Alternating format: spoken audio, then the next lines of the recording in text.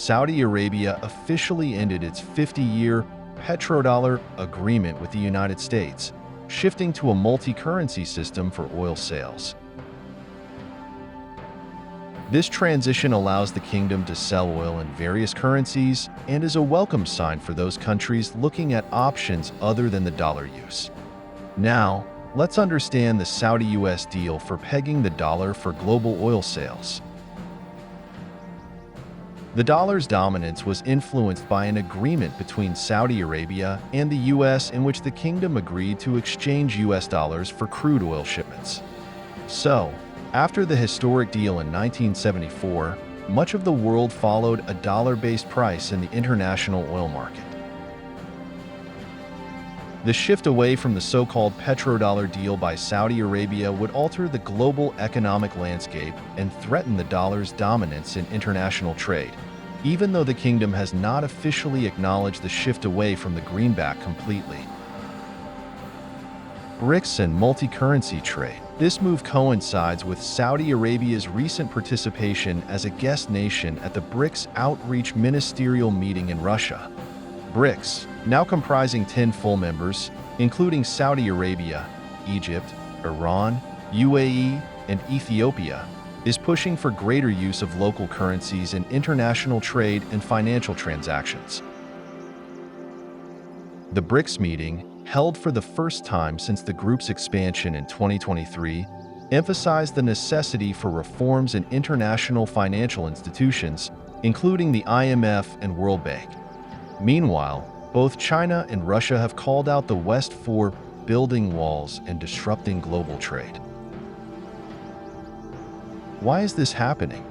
The broader rhetoric of financial sanctions as a geopolitical tool by the US is driving these decisions of countries trying to move away from the dollar for global trade settlements. The recent sanctions by the US and its Western allies on Russia to isolate it from the global financial system are a significant reason, as other countries worry about similar consequences in the future.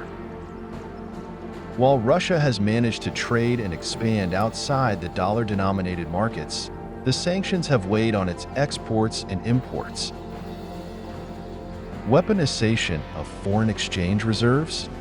According to a poll by the UBS Group, central bank reserve managers are increasingly worried about the safety of their foreign currency holdings.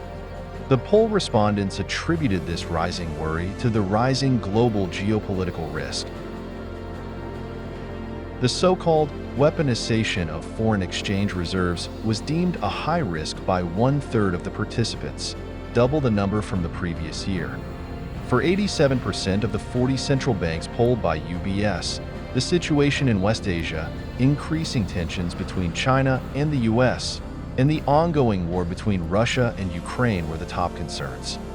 With the risk that if hostilities intensify, central banks could face sanctions, seizures, or asset tapping, the viability of FX reserves as a viable option is being questioned.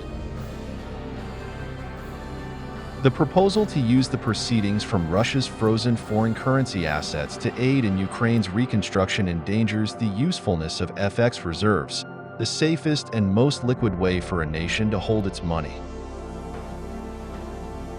The dollarization jumps ahead? If these worries cause people to flee dollar-denominated assets, the dominance of the US currency could be further challenged. Global central banks, which manage the world's foreign exchange reserves, hold an average dollar amount of 55% in their import war chest, which has remained relatively unchanged from 56% a year ago.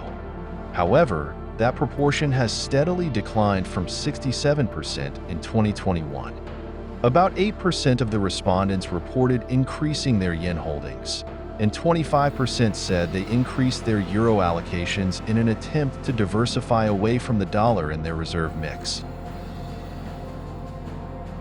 As geopolitical risks rise, central banks are also increasing their gold reserves. Some analysts think that political forces will use currency reserves as a weapon and that the dollar will suffer as a result.